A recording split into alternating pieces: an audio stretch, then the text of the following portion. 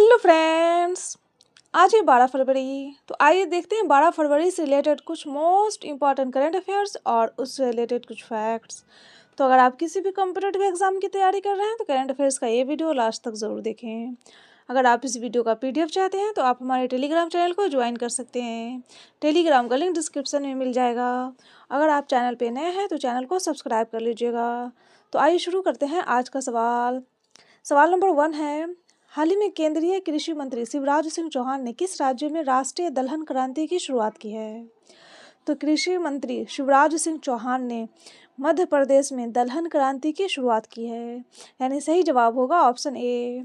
आइए देखते हैं इसके आंसर को डिटेल से। हाल ही में केंद्रीय कृषि मंत्री शिवराज सिंह चौहान ने 7 फरवरी 2026 को मध्य प्रदेश के सीहोर जिले के आमलाह स्थित खाद्य दलहन अनुसंधान केंद्र में राष्ट्रीय दलहन क्रांति का शुभारंभ किया है और इसके अलावा दलहन में आत्मनिर्भरता मिशन के लिए रोड मैप को भी अंतिम रूप दिया है। और इसका उद्देश्य भारत को दालों के आयातक से निर्यातक बनाना और दलहन आत्मनिर्भरता मिशन को आगे बढ़ाना है। आइए देखते हैं अगला नंबर सवाल। सवाल नंबर 2 है, हाल ही में लोकसभा अध्यक्ष ओम बिरला ने किस राज्य की विधानसभा में नेशनल ई विधान एप्लीकेशन का शुभारंभ किया है? तो शुभारंभ किया है बिहार, यानी बिहार विधानसभा में, यानी सही जवाब होगा ऑप्शन बी। आइए देखते हैं इसके आंसर को डिटेल से।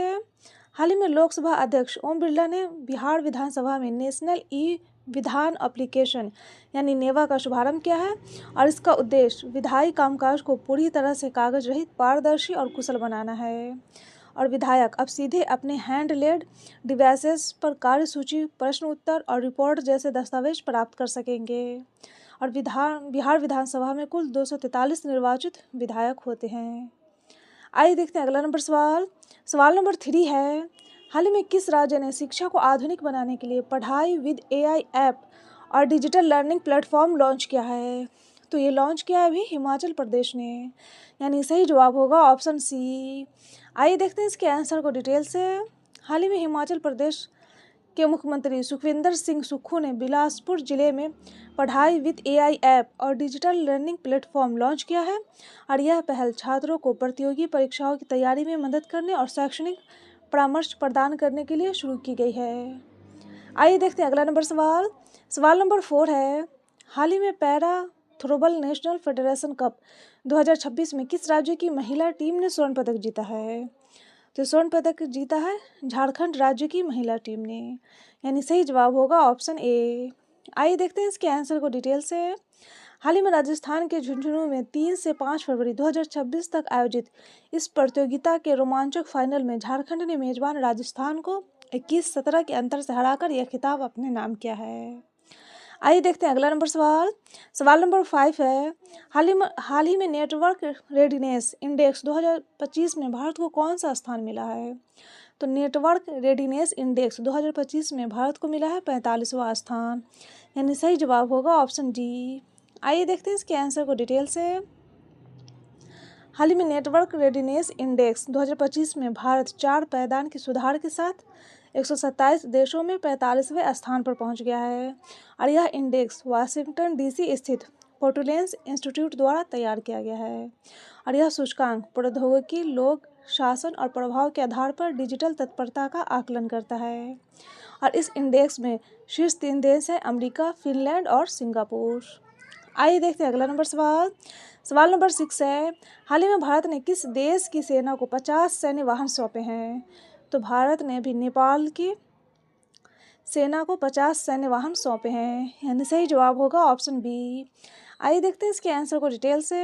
हाल ही में भारतीय सेना ने भारत नेपाल सीमा पर नेपाल सेना को 50 सैन्य वाहन सौंपे हैं और इंडियन आर्मी ने वाहन नेपाली सेना की मदद और क्षमता बढ़ाने के लिए भेजे हैं। और सैन्य वाहन भारत और नेपाल के बीच द्विपक्षीय रक्षा सहयोग बढ़ाने और रणनीतिक संबंधों को मजबूत करने के लिए दिया गया है। आइए देखते हैं अगला नंबर सवाल। सवाल नंबर 7 है, हाल ही में कौन से सिटी यूनियन बैंक के CEO नियुक्त हुए हैं? हाल ही में कौन सिटी यूनियन बैंक के CEO नियुक्त हुए हैं? तो ये नियुक्त हुए हैं अभी R विजय आनंद, यानी सही जवाब होगा ऑप्शन ए। आइए देखते हैं अगला नंबर सवाल। सवाल नंबर 8 है, हाल ही में किस राज्य ने अपना पहला आर्थिक सर्वेक्षण पेश किया है? तो अपना पहला आर्थिक सर्वेक्षण पेश किया है अभी उत्तर प्रदेश ने, यानी सही जवाब होगा ऑप्शन सी। आइए देखते हैं अगला सवाल। सवाल नंबर 9 है, हाल ही में किस राज्य की पहली दिव्यांग महिला जज थान्या नाथन ने सिविल जज परीक्षा में टॉप किया है? तो ये है केरल राज्य की, यानी सही जवाब होगा ऑप्शन बी। आइए देखते हैं अगला सवाल। सवाल नंबर 10 है, हाल ही में प्रधानमंत्री नरेंद्र मोदी ने वर्ष 2026 में किस देश की पहली अंतर्राष्ट्रीय यात्रा की है? तो 2026 में पहली अंतर्राष्ट्रीय यात्रा की है मलेशिया की, यानी सही जवाब होगा ऑप्शन सी। आइए देखते हैं इसके आंसर को डिटेल से। हाल ही में मलेशिया के प्रधानमंत्री अनवर इब्राहिम के आमंत्रण पर भारत गणराज्य के प्रधानमंत्री नरेंद्र मोदी ने 7 से 8 फरवरी 2026 तक मलेशिया की आधिकारिक यात्रा की है और मलेशिया साल 2026 से 16 वर्ष से कम आयु के लोगों को सोशल मीडिया अकाउंट को बैन करने की योजना बना रहा है। और मलेशिया की राजधानी कुआलालंपुर में 26 मई को 46वां आसियान शिखर सम्मेलन शुरू होगा। तो ये था डेली करंट अफेयर्स का वीडियो। अगर आपको ये वीडियो अच्छा लगा हो तो वीडियो को लाइक कर दीजिएगा और चैनल को सब्सक्राइब कर दीजिएगा और अपने दोस्तों के साथ शेयर भी कर दीजिएगा। Best of luck, take care.